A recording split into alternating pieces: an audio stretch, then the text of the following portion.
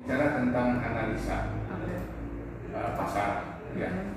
Kalau kita bicara tentang analisa pasar, ada dua analisa yang perlu kita pahami. Nah, salah satunya itu adalah analisa chart. Analisa chart.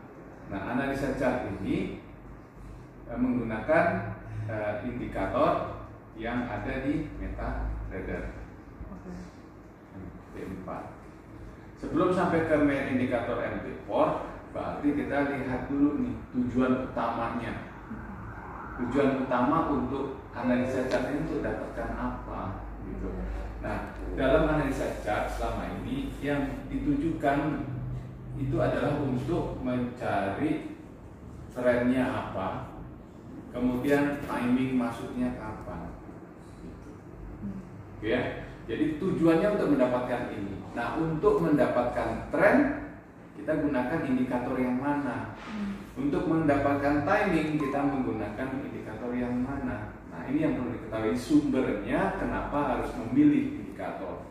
Sumbernya adalah tujuan mau buat apa dulu nih? Oh, kalau untuk tren berarti carilah indikator yang bisa mengidentifikasi tren. Kemudian untuk timing carilah indikator yang bisa memberikan informasi tentang ini kapan ini ya sekarang ini masuk, nanti dulu nih masuknya gitu. Nah, ini alat bantunya adalah indikator di MT4. Oke, kita masuk ke MT4 ya. So far berarti hanya dua poin ya, tren sama timing ya. Nah, sekarang di indikator di MetaTrader kalau kita bisa temukan ini ada di sini ya, indikator list. Kalau di Android itu ada seperti bentuk Facebook. Ini belum di-connect ya? Nanti ya. Seperti Facebook. Ini adalah simbol dari, kalau kita klik itu simbol dari indikator. Nah, jadi bisa lihat kalau ini misalkan ini adalah sekian banyaknya indikator yang ada di MetaTrader. Ya. Nah,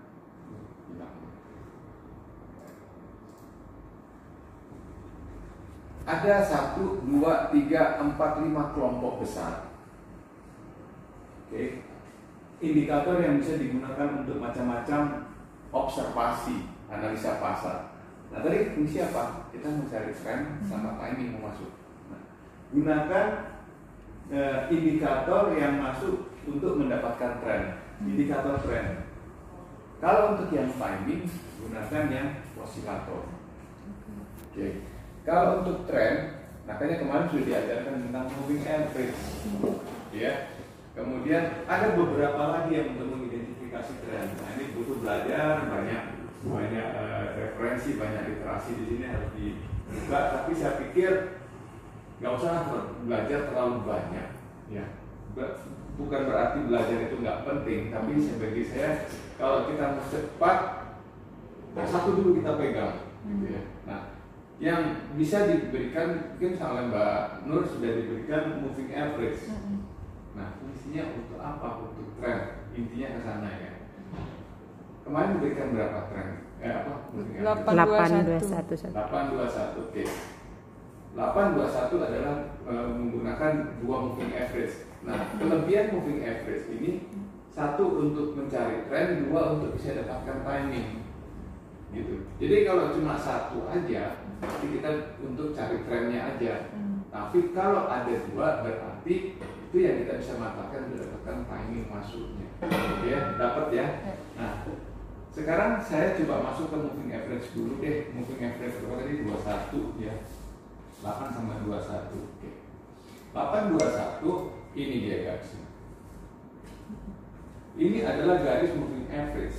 Jadi cara bacanya adalah seperti ini. Kalau 21 ini artinya dari belakang ini, ya dari yang terakhir ini, candlestick yang terakhir ini ke belakang itu 21 candle. Nah, itu pengertiannya moving average 21. Di 8 candlestick tuh. 8 candle ke belakang. 21 candle ke belakang. Nah, jadi kalau kita lihat ini, dia rata-rata berada di bawah garis moving average ini artinya trennya turun, down trend. Dapat ya? Yang sulit kalau begini nih, ya kan? Ada di tengah-tengah. Tapi dia kembali lagi bahwa ini masuk fase di bawah moving average, berarti ini downtrend. Ya, downtrend. Udah, kita udah dapat nih kalau downtrend. Ya di forex kalau downtrend itu open position sell. Kalau uptrend open posisi buy. Ya, gap ya, kalau ini ya sudah pasti ya udah tahu ya. Nah, yang jadi masalah kan bagaimana mengidentify trendnya ini down atau uptrend, gitu kan? Nah itu dia tadi caranya adalah pasang satu garis moving average untuk dapatkan trend. Trendnya turun berarti tema trading adalah sell. Nah kalau sell kapan? Di resisten. Resistennya itu mana? Yang mendekati garis ini ya. Contoh yang dari sini. Ini kan turun, kemudian dia naik ke resisten, turun, naik ke resisten, turun lagi menuju resisten, turun lagi menuju resisten, turun lagi menuju resisten, naik dikit lewat ya, turun lagi, jadi berputar di sini. Ini masa-masa yang paling gak enak. Akhirnya dia turun resisten. Nah, sekarang kita belajar stokastik osilator. Pasanglah stokastik osilatornya seperti ini. Parameternya sih defaultnya aja ya 833.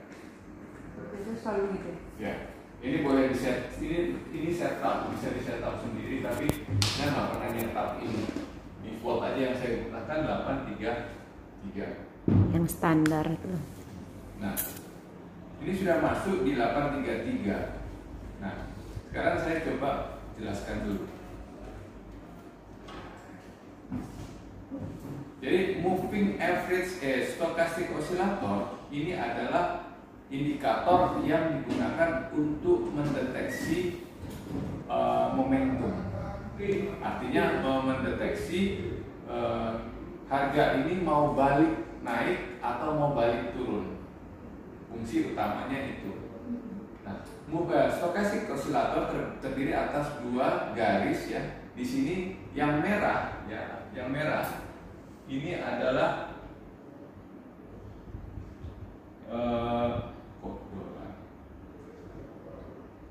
ini adalah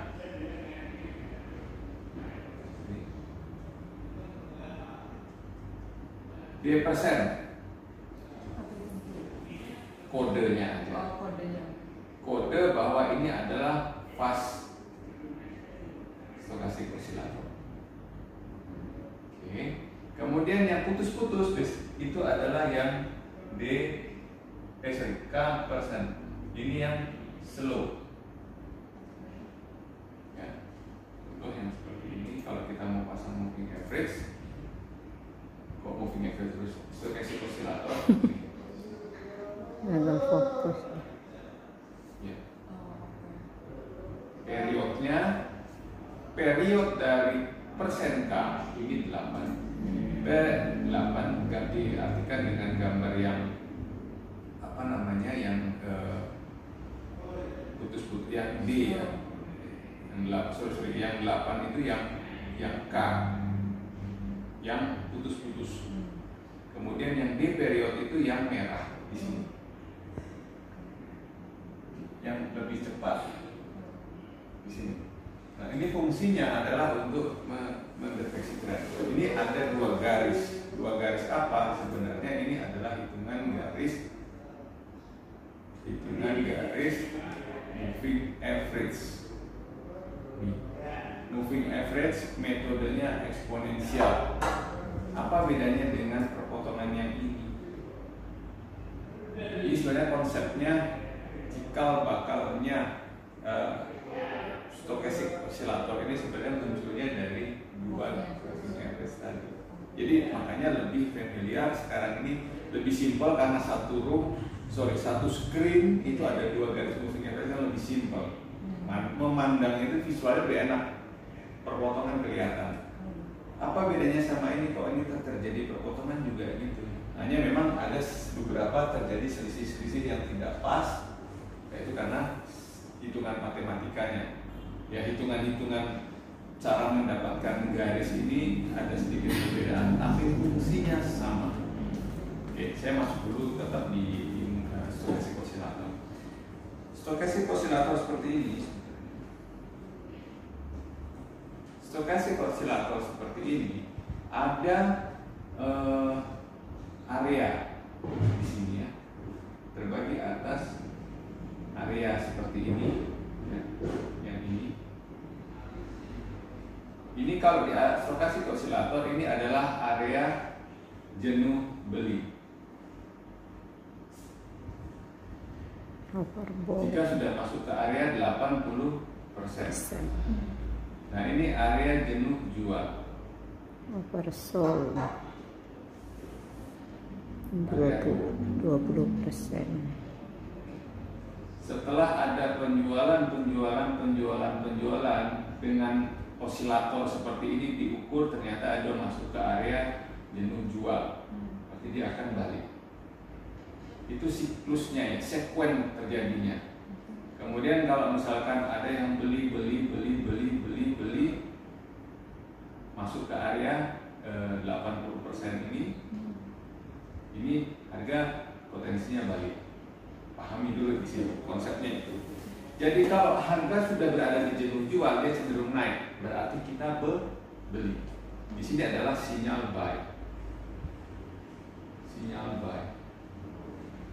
Yang di sini ini adalah sinyal sell. Oke, ya. Dan indikator stokastik osilator ini adalah indikator yang sangat baik saat pasar berada posisi flat. Sideways. Ya, trennya flat. Tren ada 3, uptrend, downtrend, sama yang flat seperti ini, sideways. Ini juga bisa digunakan karena orang bilang sulit untuk trading dengan tren yang flat. Oke, gunakan ini bisa menjadi pilihan. Tapi konsep dari stokastik osilator itu ini ya. Fungsi utamanya untuk mendapatkan kejenuhan harga, jenuh harga beli atau jenuh harga jual. Kalau sudah jenuh beli berarti dia mau balik turun. Kalau dia jenuh jual berarti dia mau balik naik. Nah, ini yang saya bilang, trading itu yang pertama identifikasi tren dan identifikasi timing. Oke. Tren itu untuk memutuskan buy atau sell. Nah, timing itu untuk memutuskan klik buy-nya kapan, klik sell-nya kapan. Enter posisi. Ya, itu dia. Nah, kaitannya berarti dengan tren dong. Pada saat apakah kita gunakan pada saat tren buy itu kapan kita gunakan? Oke, saya hapus ya. Dulu saya keluar dari sini. Jadi kalau misalkan dia uptrend, ya, ini yang harga, ya, harga uptrend, maka timing yang pas itu kalau di stokastik osilator, ya, misalkan seperti ini area 80%, ini area 20%, berarti tunggu harga itu berada di area 20%. Di sini baru masuk buy. Ya. Artinya untuk mendapatkan apa? Harga dari sini berarti beli naik, beli, ya kan? Nah, di sini juga ini candlesticknya ya. Nah, pada saat naik, ini kan naik nih. Oke. Kemudian masuk ke fase koreksi. Nah, di titik inilah yang kita sebut sebagai area support atau area jenuh jual dalam tren yang naik.